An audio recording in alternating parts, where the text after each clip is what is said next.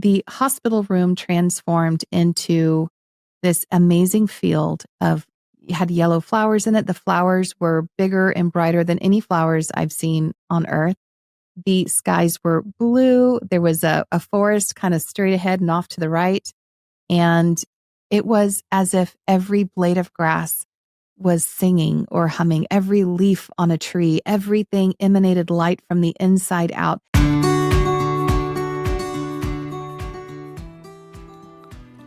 Welcome to the Spirits Beside Us podcast. I'm your host, Chris Lippincott.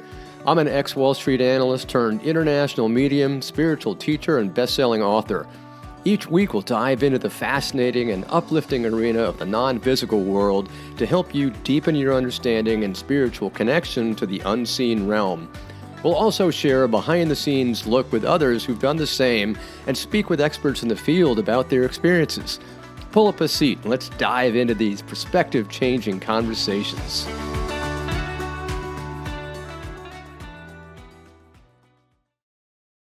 Well, welcome everybody, and welcome to another episode of Spirits Beside Us. I'm so happy to have you again. And today we've got a wonderful guest, and her name is Helen Gretchen Jones. And she is a particularly special guest because she works with people who are at the end of their life, because she is an end-of-life doula, also known as a death doula. She's an intuitive, a channeler, and she's also a person who writes about shared death experiences and basically the essence of our spiritual consciousness, because our consciousness does not die. The consciousness continues on past that transition that everybody calls death. Yet her writing is really something that's fostering these loving connections, with ourselves, with everybody else. And it's that love, it's that bond that keeps us going. And other parts of her work, she also talks about, channeling with her A-team, she calls it, her spirit team, and really the teachings that they bring through. And I can't wait to talk to her about everything she's experienced, and both from the doula side of things as well as her term. So, Helen, thank you so much for coming on. Thank you so much for having me, Chris. I'm happy to be here. Great. So, why don't we just start from the beginning? What is a death doula? Because I'm sure there are a lot of people that are scratching their head going, well, I know what a doula is. At least I think I know what a doula is. But what's a death doula? So a doula is someone who assists or helps. So we all know a birth doula, right? Helps during deliveries. And a death doula helps people at end of life to transition holistically and peacefully. And can even go a step further and help the families to find peace through their grieving process. Interesting. So could you make the association that in our terms, it's a death doula, but for those on the other side, could you even refer to it as sort of almost like a birth doula for them as well? Even though I know they've got greeters over there, but we're kind of assisting the greeters? We are. We're there. It really is just a transition. So you're just moving from one world, one reality into another one. And there's doulas over there, guides or assistants that are helping bring you into the next reality so that you're not alone. We're never alone. No, we're never alone. Absolutely. I think that's perhaps one of the biggest concepts that we could really get across is that, we're never alone. We're always here, even though we can't see spirit, we can't smell spirit, we can't touch spirit. The analogy I always use, it's very much like the person is just on the other room. You can't see them through the hall, can't see them through the wall, but they're there anyway. I'm like, yes. That's the analogy. And they're like, oh, yes, I get it. Same thing.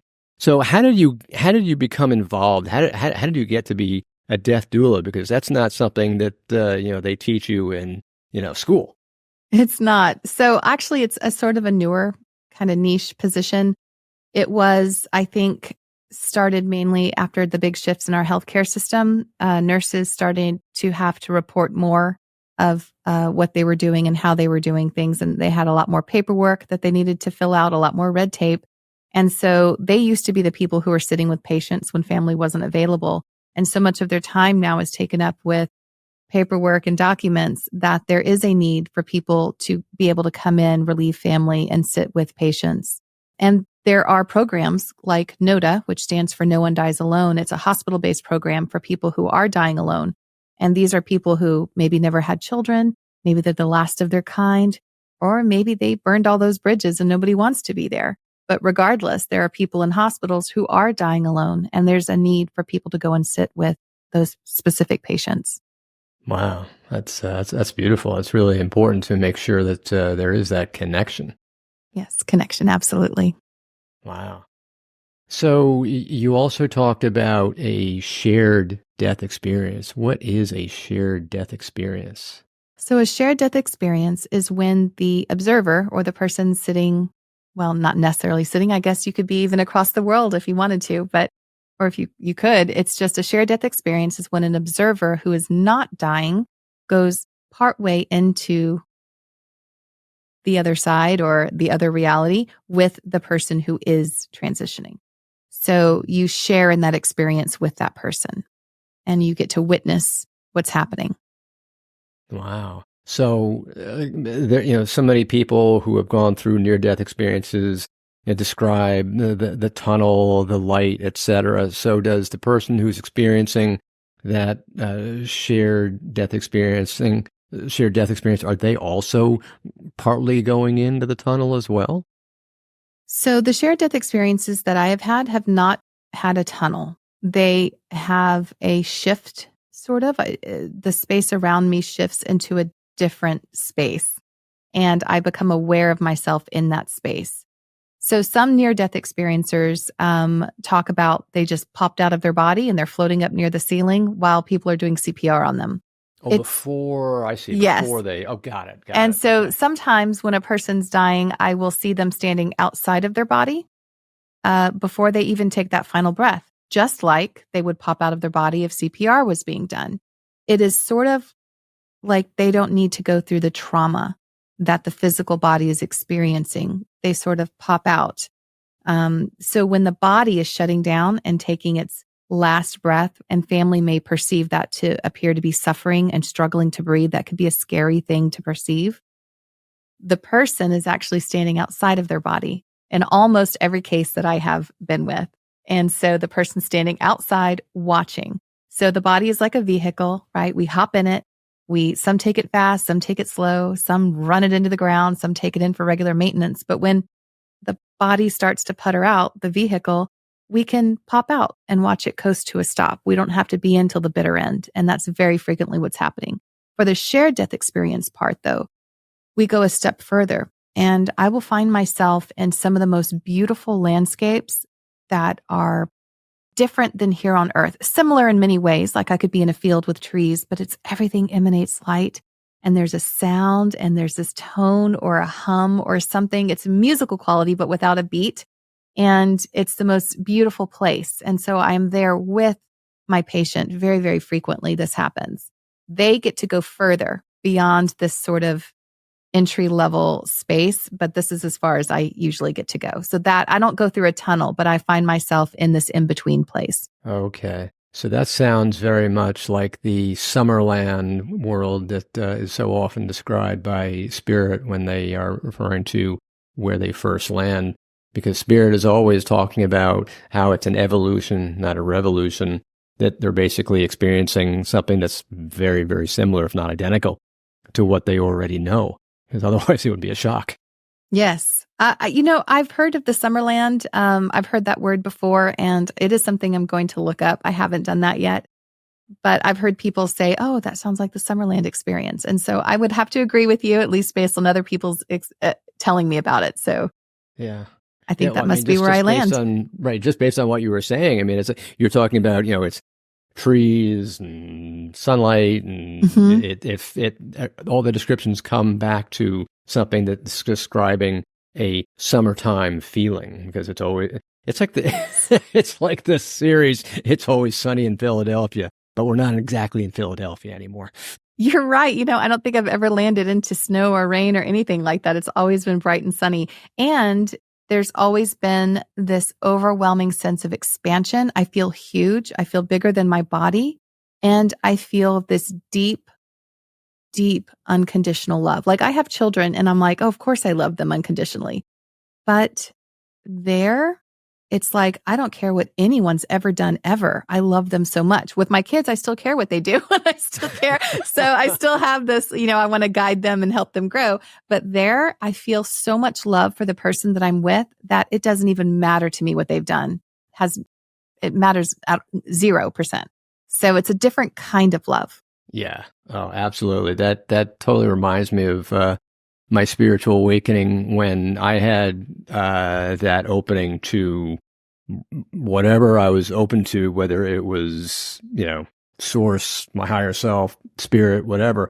That unconditional love was so overpowering that I couldn't even find the words for it when I came back and started writing down. Mm-hmm. But I knew that the experience was something akin to looking at an iceberg. And the human word love was that top 5% you see floating above the surface of the iceberg.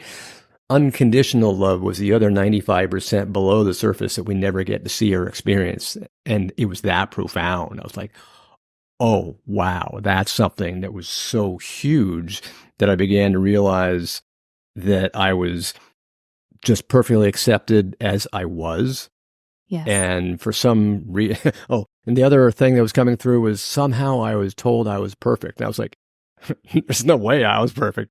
You ain't seen what I've done in my life. But it just kept on coming through. So the unconditional love was, I was perfect and I was fully accepted for what I was. I was like, how is that possible?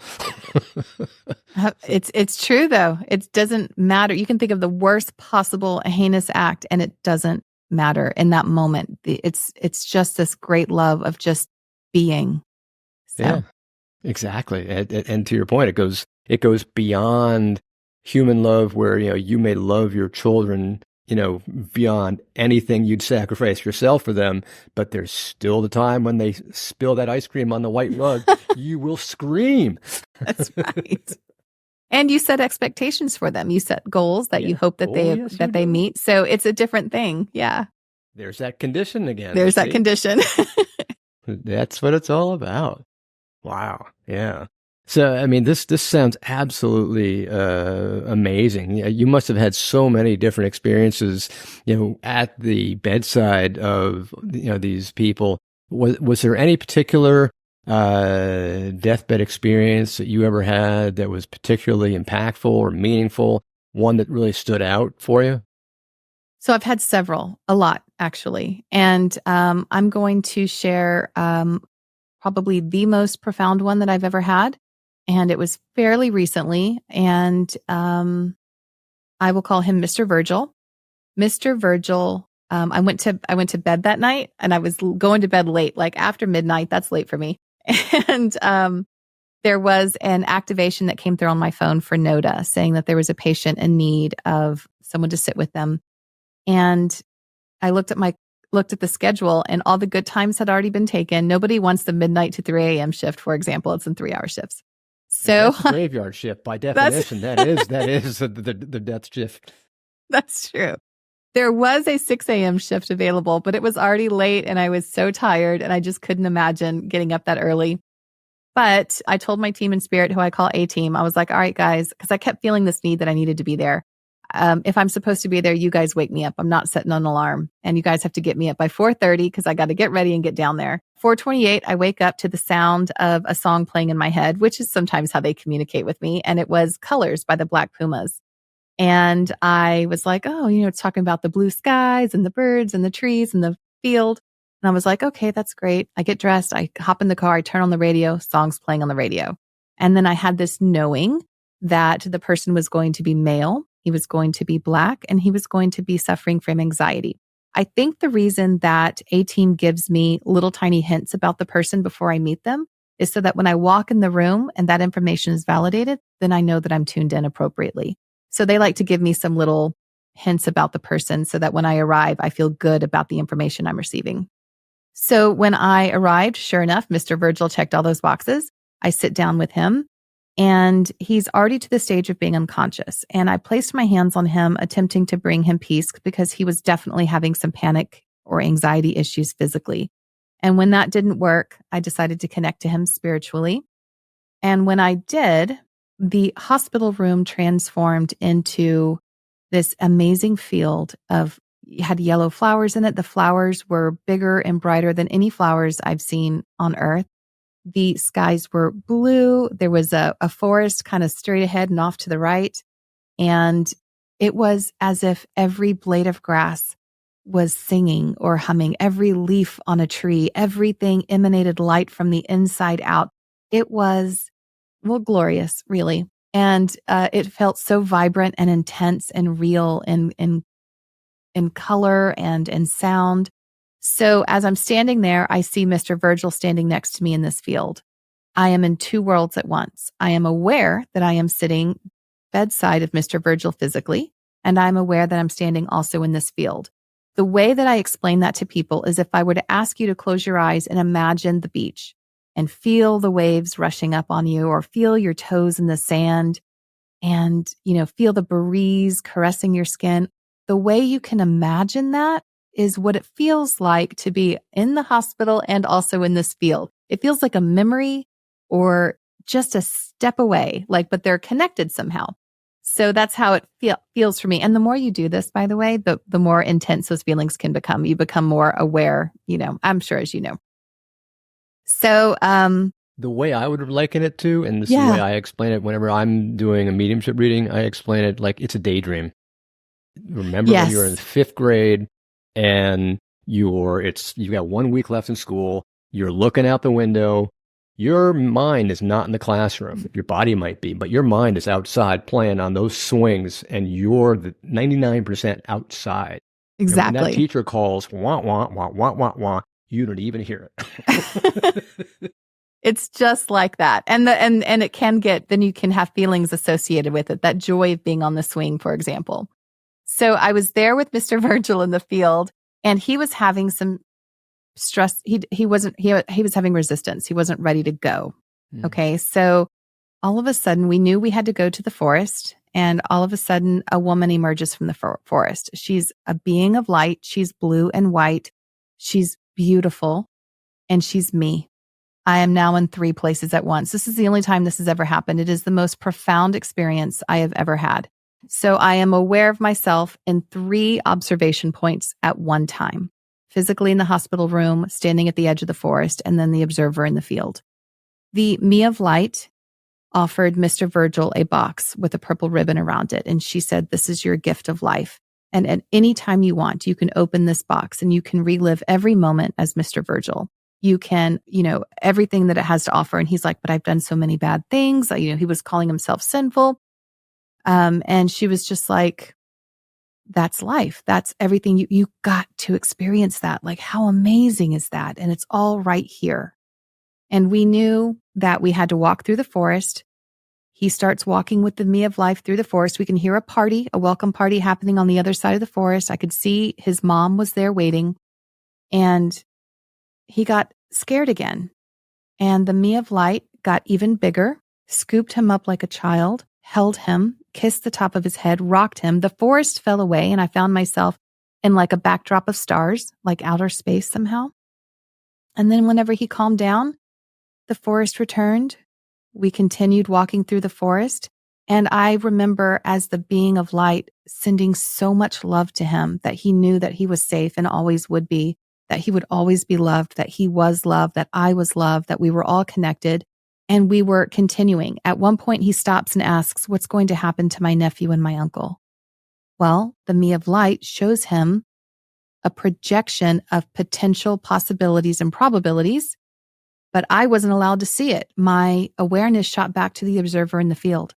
So I did not, the me of light wasn't allowed to, or remember, or whatever, what was happening with the nephew and uncle.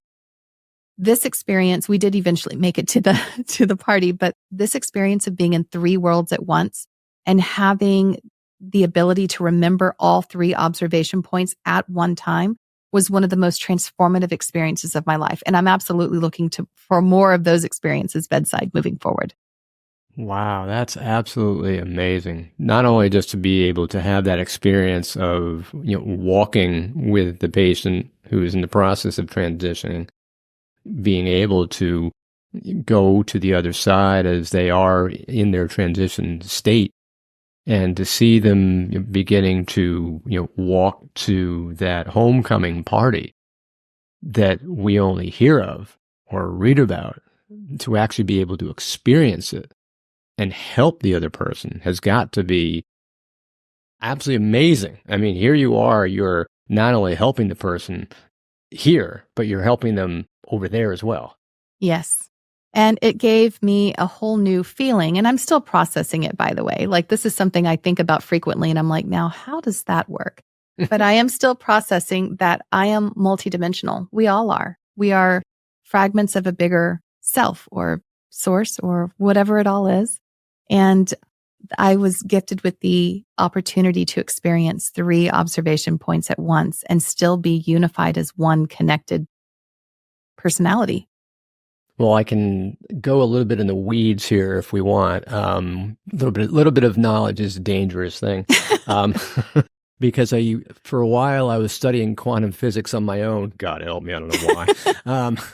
But I had this curiosity where I wound up going down these rabbit holes every so often. So I would start learning about quantum physics, and I started learning that not only are we all energy, E equals MC squared, but all these quantum mechanical laws, and there is something akin to the Copenhagen principle, and there are a couple other theories that literally state that we can be in multiple places at once until another energy acts upon that point.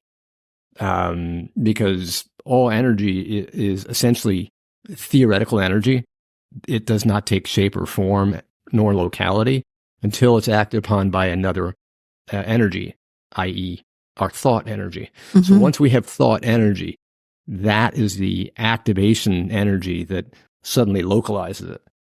Other times, we're just, in multiple places at once. And that's what you experienced. So you were experiencing one of the quantum mechanics of spirit. And that's why sometimes people say, well, how can an angel be in multiple places at once? How can spirit be in multiple places at once? Well, guess what? They're energy too. They can be anywhere they want in multiple places. And it's quantum mechanics. And we can too. It doesn't have to be an angel. Yeah, exactly. And that's what's so amazing. Everyone's like saying, but I'm just me, I'm just flesh. I'm like, well, guess what? You're not really. Because if you talk about the reality of quantum physics, we're just nothing but 99.999% of everything is energy. And it's, if you were to take that carbon atom, blow it up to the size of a golf ball, the electron would be 2 miles away. Everything else is empty space. So we think, oh yeah, we're this solid being of mass. Not really. If you get close enough, it's a lot of empty space. I mean, some people are emptier than others, but that's another statement. So yeah, that's great. I mean, how experiencing all of this and learning all of this and doing what you do, how does that really sort of shape your understanding of our existence, life, death, and everything in between? It has completely changed my perspective on life, death, and everything in between. I am curious. I'm always open to seeing what's going to happen next, where I'm going to go or where I'm going to end up. But I also trust wholeheartedly and know with every fiber of my being that I am not just Gretchen in this body. I am so much more than that. And life doesn't end because my physical body returns to the earth. That's just not what happens. So I have experienced being outside of my body through these these shared death experiences. And I have experienced other people being outside of theirs. And we have so many stories with near-death experiencers. And there's so much evidence from mediums that are supportive of, life is eternal.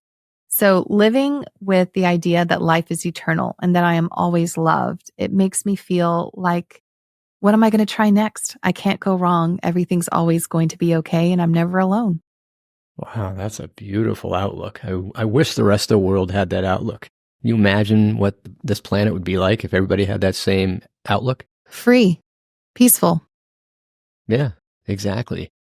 There wouldn't be any worries. There wouldn't be any stress. Wouldn't be any war. Wouldn't be any conflict. everybody be, it would probably be too good. I think that's why we're down here. We want that. We want the conflict, I think, when we come down here. Yeah. We've got to learn somehow. Otherwise, we'd just be kind of like somebody in the 1960s floating off and smoking the funny stuff.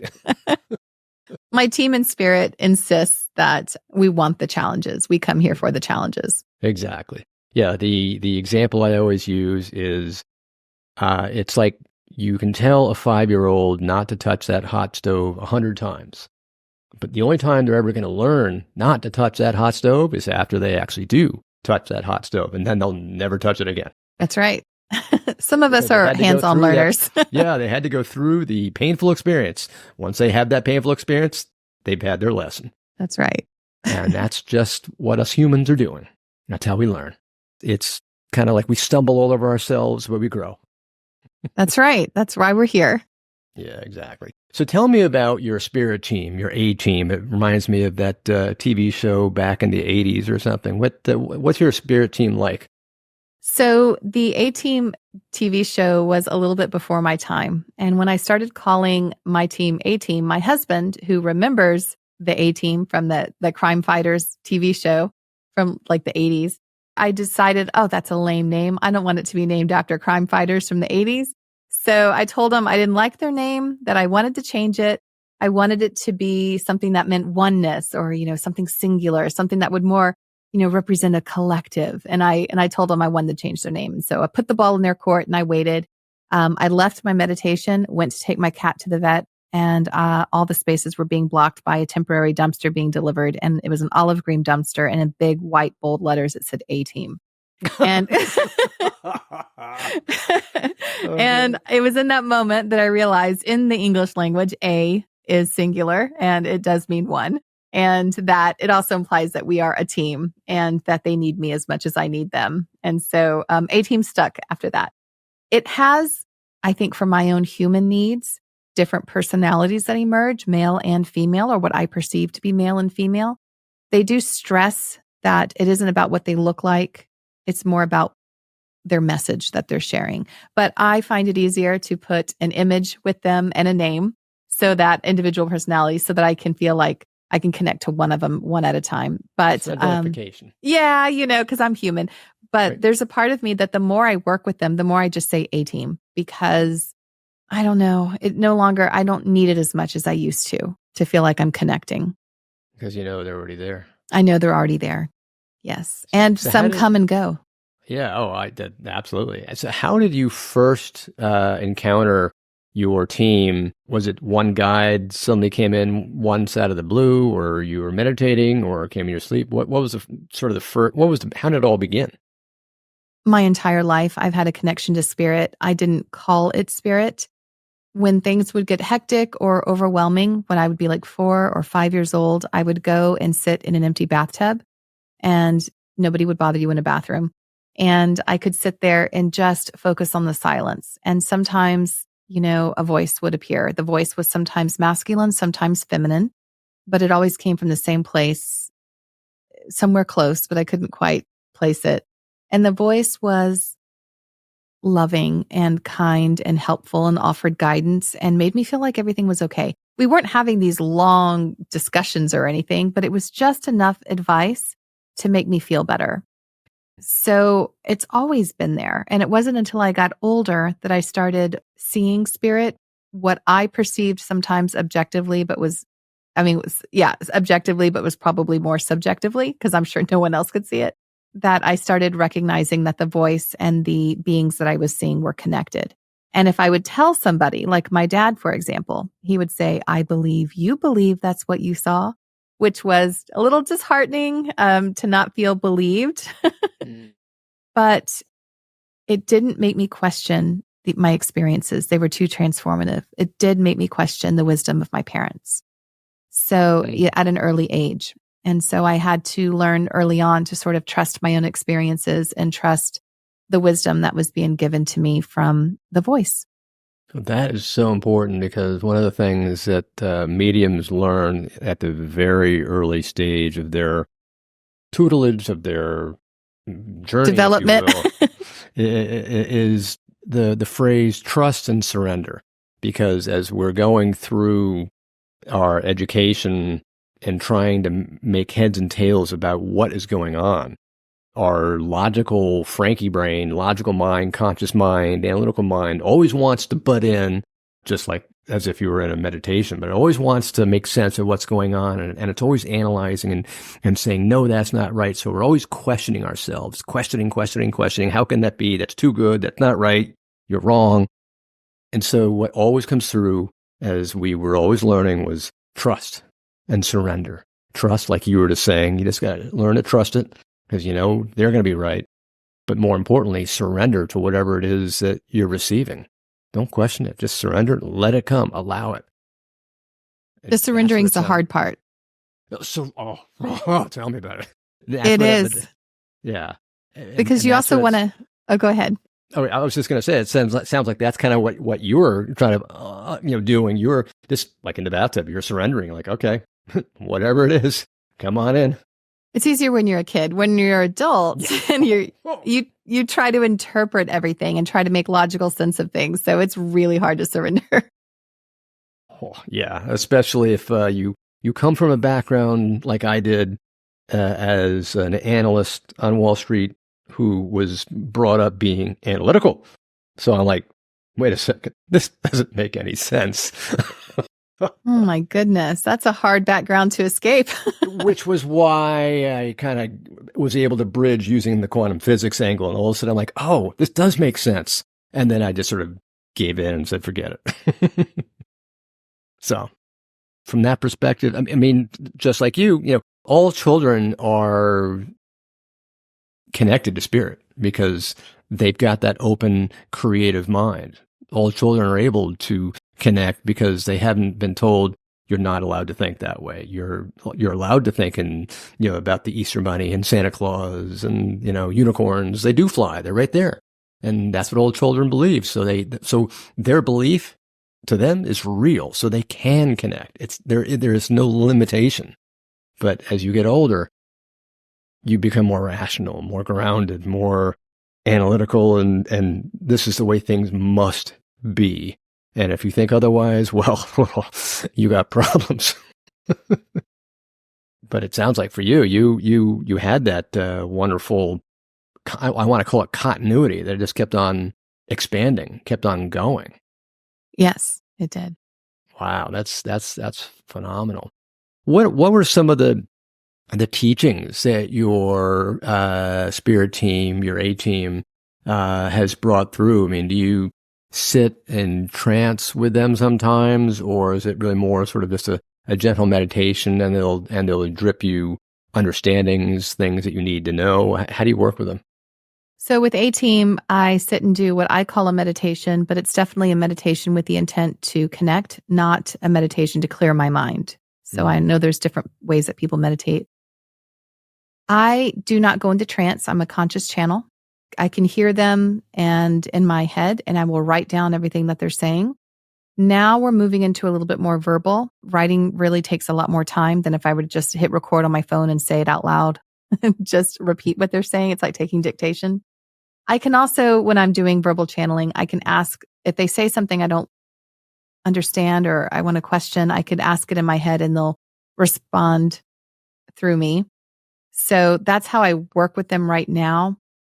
Their big teaching they're always teaching something, of course, but their big teaching from about 19 or 20, 21 was compassion. It was what they thought was probably the most important thing that I needed to focus on. When we're little kids, it's all about me, me, me. We're little.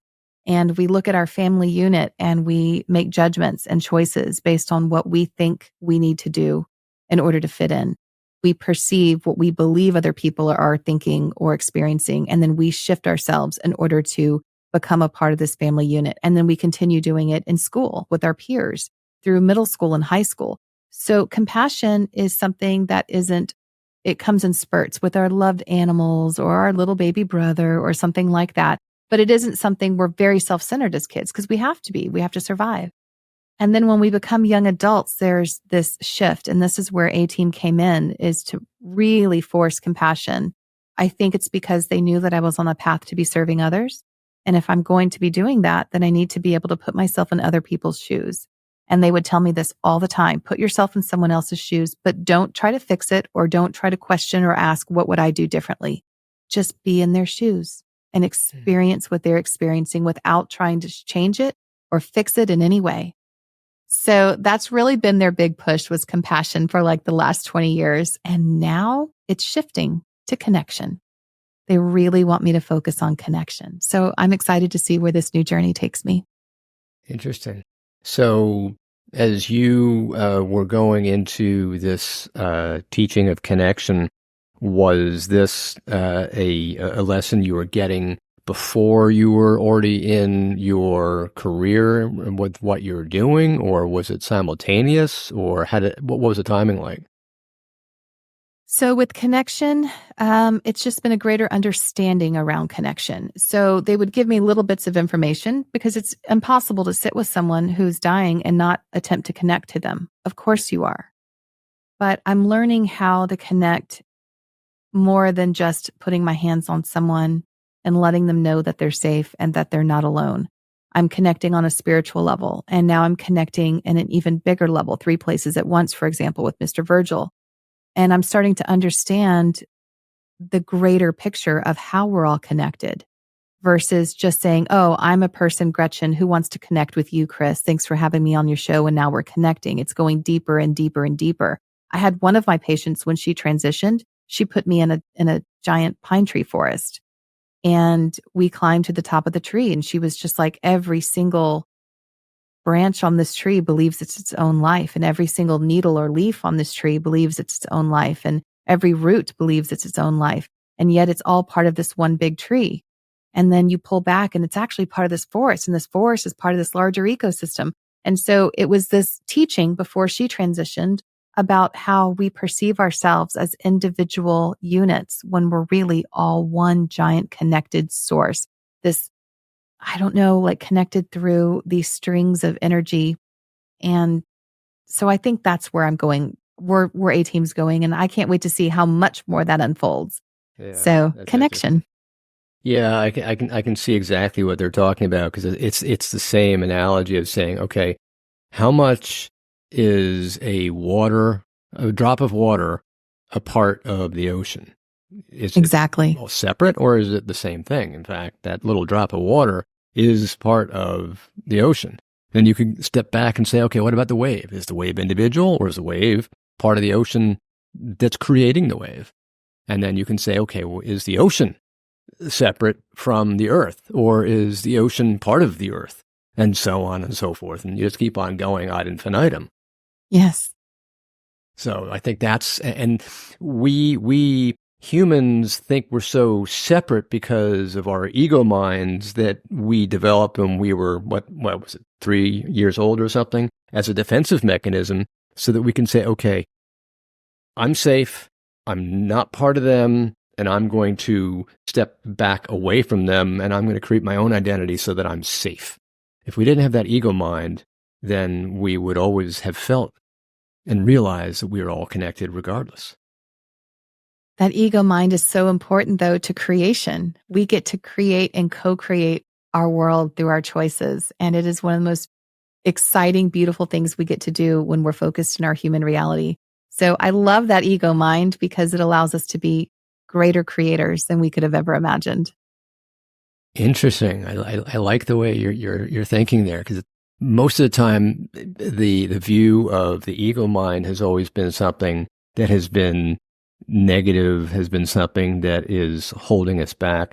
Because I always thought that our creative being, i.e. the right brain, was something very separate than the ego mind. But from what you're saying, it sounds like the ego mind is an integral part of everything we're actually creating all the time, based All the on the time. fact that we're interacting with the ego. And we're creating that ego. We're part of it. It's all connected. Oh, there we go. We're connecting. Oh my gosh, how could I forget? Yeah, and that ego allows us to make logical choices, and we get to choose how we want our environment to unfold as we co-create with the people around us. So it's pretty cool. Yeah, absolutely. So how did you start? I mean, if your team was talking about compassion in the beginning, were you already in service? Were you already serving, in a hospital setting or something equivalent to it, and they were then teaching you compassion, or were they teaching you to compassion and then you followed that its logical step into healthcare and hospitals and what have you? Which came first? Compassion came first. Compassion came first. Yes, I was very much focused on, I was in college and I was traveling and I was getting married and having kids. We had a family business and building a home. I was so focused on me and everything I wanted to experience and have, or what I thought I really, really wanted and did. I do. I love, I love my family and our home that we created and everything like that. But my team and spirit, and they gave me space to grow through that. I think they know that I needed that experience. And I'm really glad that they gave me space for that. I wasn't meditating regularly. I wasn't connecting into them regularly during that time. And so they really respected my space and let me grow through that experience going full throttle. But the compassion thing it started off small. It was noticing someone who was maybe struggling. And I guess a path of service has been something that has always been a part of me. I've always thought I wanted to be a teacher, but I didn't pursue teaching as like in the classroom. I teach now on different platforms, but I think I wanted to share some of the wisdom that I knew that I always had within me. And so I think that they thought, well, if you're going to be doing that, you need to have compassion for the world in which you live in. And I have a lot of compassion now. And now I'm learning about connection. So compassion came first and then service.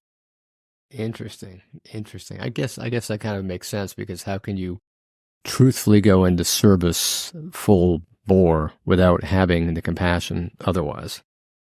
Correct. Yeah. Wow. Okay.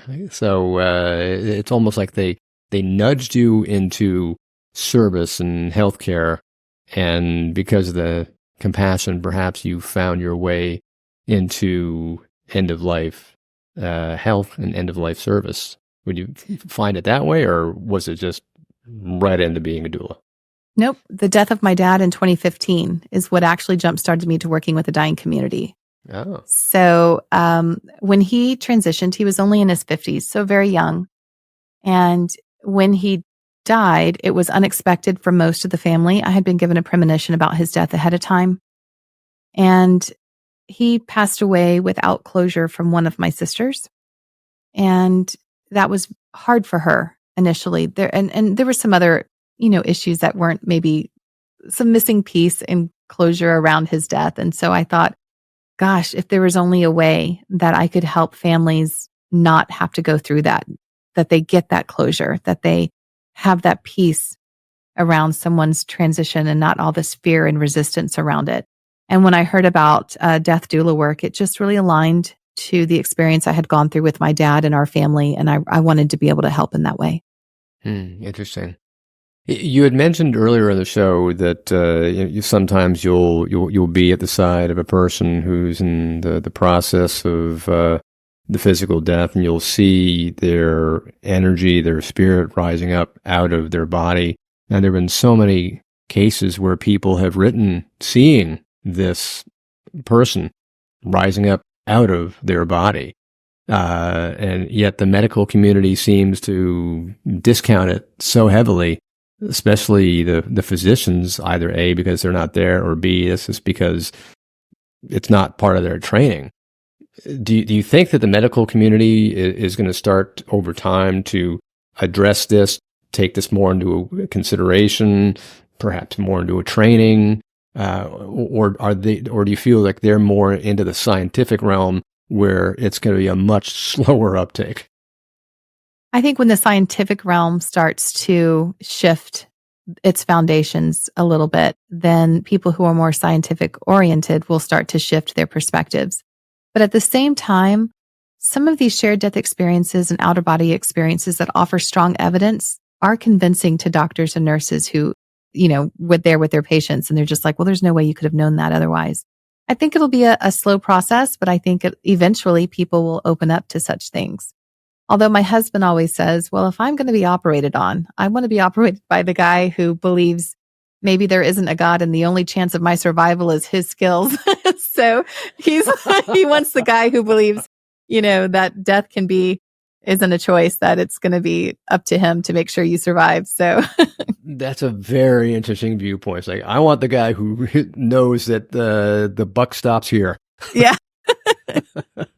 That's great. It's kind of like saying, okay, well, if you go up to a surgeon and you go to interview two surgeons and and you ask the surgeon a question, doctor, are you going to be able to solve this problem and make me well again? And one of the doctors says, well, I'll try. Exactly. You know, you don't want that, doctor. No, it's in God's hands, but I'll do my best. Nobody wants that one. Yeah, exactly, that one. It's like, oh boy, I better be on the good side of God this time. Yep. Wow. I mean, this sounds like this is such an amazing experience and something that must be so fulfilling. But are there times when it just begins to weigh on you, or you find that it just becomes really challenging and you're like, why did this have to happen for Mr. So-and-so or Miss So-and-so, where it just gets to be too much? So initially, I had one patient on hospice for 4 years. I grew to love him. He was just as if he was my own family member. And in the very beginning, I thought I needed to be very, very strong and be the rock in the room, the person that was keeping it all together. And I realized very quickly, well, like especially with Mr. A, who I'm specifically talking about, I loved him so much. And when he started the process of transitioning, I couldn't help but cry. It was, I felt a strong connection to him. And when I found myself being vulnerable and tearing up, I found that the family was able to be vulnerable and tear up as well. They felt safe to do it. And when everybody felt it was okay to be safe, even the patients started opening up. And I realized that allowing myself to be in the flow, in the moment, not holding anything back or applying resistance in any way, and being authentically present and vulnerable, that it was actually a really amazing tool to encourage that in the people that I was working with so that they can find closure around death. So crying is one of the ways in which I release some of that heavy weight that can accompany the grieving process. Also, long hot baths. I go home and that's really, okay. I return to the bathtub again. That's like my sanctuary. Bathtub seems to be a recurring theme with you. It does. So you must have this wonderfully large bath and like a lot of salt somewhere. I do. There you go. Well, that's interesting, because I know so many people say you've got to be authentically you, and you've also got to be able to release these emotions that are within you. And of course, for guys, we're taught, guys don't cry, we're going to be all tough. But, that's perhaps why there's such problems where, guys may sometimes we gather things up and we can't even release until eventually this explodes and we're like, ah. But I guess to your point, if we're literally releasing on a kind of a regular basis, where we're at least kind of like letting out the pressure on a balloon that's filling up, you gotta relieve that pressure somehow, whether it's even through meditation or something. Just get it out. Yes. It feels easier when I'm connected to my team in spirit. If I go a few days without connecting to them or not making time through meditation to be with them, I do start to feel a little more frazzled. I notice that I'm a little bit more judgmental. I am quick to, maybe not let someone in who's trying to get over. I'm a little more irritated. But when I'm connected to my team and connected to source and connected to myself, my life is so easy. It's a breeze. People come and they go, and things just roll right off of you. It's no big deal. So I think part of that self-care around heavy issues like that is allowing yourself to feel connected in whatever way works best for you. Wow, that's great. So what is it that keeps you going in your work? I mean, it sounds like this is just so rewarding unto itself, but I'm making a giant assumption here. So what is it that, keeps you going? It's rewarding. I can't believe how much I have learned from people on their deathbeds, not just in spirit. Those are my favorite experiences, of course, but watching the families feel that connection to their loved one that they never thought they were going to have, no matter how uncomfortable it may seem, especially since right now I'm dealing with a lot of people who are elderly. So this generation who are in their 80s and their 90s, word said, boys don't cry. They were told that they needed to, pull up their bootstraps. And so I'm dealing with a different type of person than what I'm going to be dealing with in 20 years from now. And then in 40 years from now, if I'm still around. So I'm learning by watching people soften and really recognize what's important. And it isn't the persona that they put on their entire lives because they thought that they had to. So it's rewarding in one way, on a spiritual way. Of course, I'm looking for more amazing experiences that enrich my spiritual growth, but watching other people soften and recognize within themselves what's really important and finding that love and connection, that makes me feel just gooey inside. I love it. And I want it for everybody else. Those people leave their loved one with grief a little softened. I mean, they're still going to go through grief, but it isn't going to be as fierce as it maybe would have been without some of that beautiful moments before death. Hmm. Have you found in the years you've been doing this that there are more and more people coming to the understanding or the realization that human consciousness remains alive and just transitions to another place? Are you starting to feel that there's more of I want to call it, an awakening or an understanding? Are you starting to feel more people opening up to that? Yes. In fact, when I was younger, before I started working with the dying community, I remember I used to meet so many people who claimed they were atheist.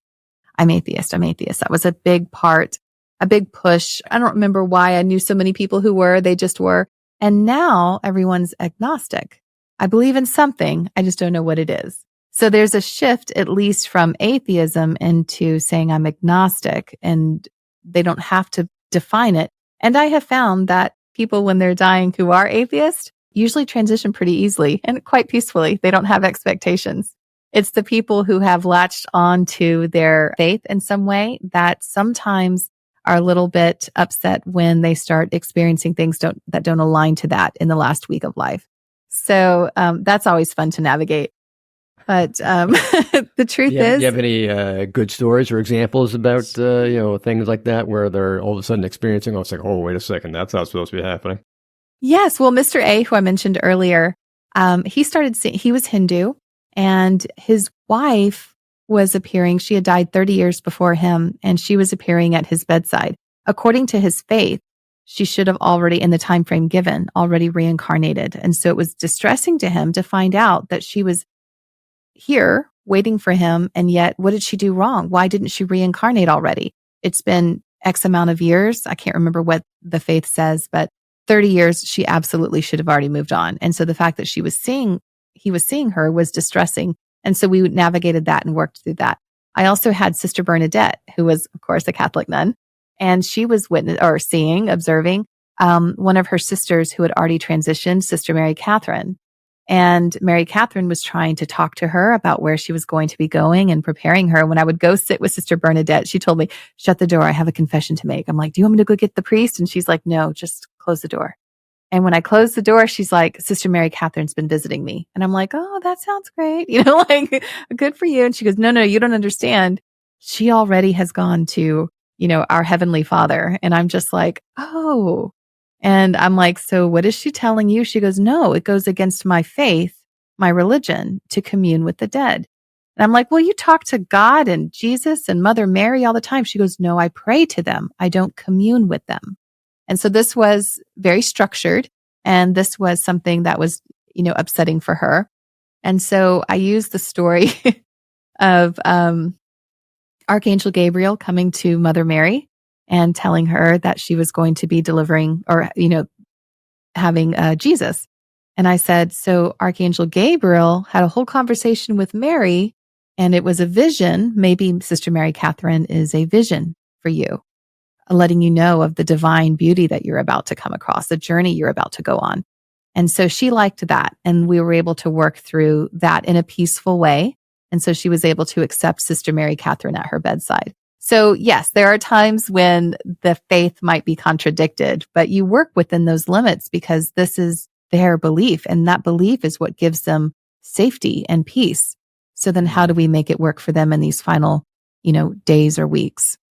That's so interesting, because there's so many times where in automatic writings where spirits come through and written through the hand of a medium, they'll describe that very situation where a person transitions and they're steadfast in their faith and they believe that certain things have to happen, and that they have this expectation that when they cross over, they're going to meet certain people or certain things are going to happen. Like they'll see who is it, St. Paul or St. Peter or whatever it is, or they'll be at certain gates, or certain things are supposed to happen. And when these things that they were expecting from their faith aren't exactly happening the way they thought, they get all stressed out.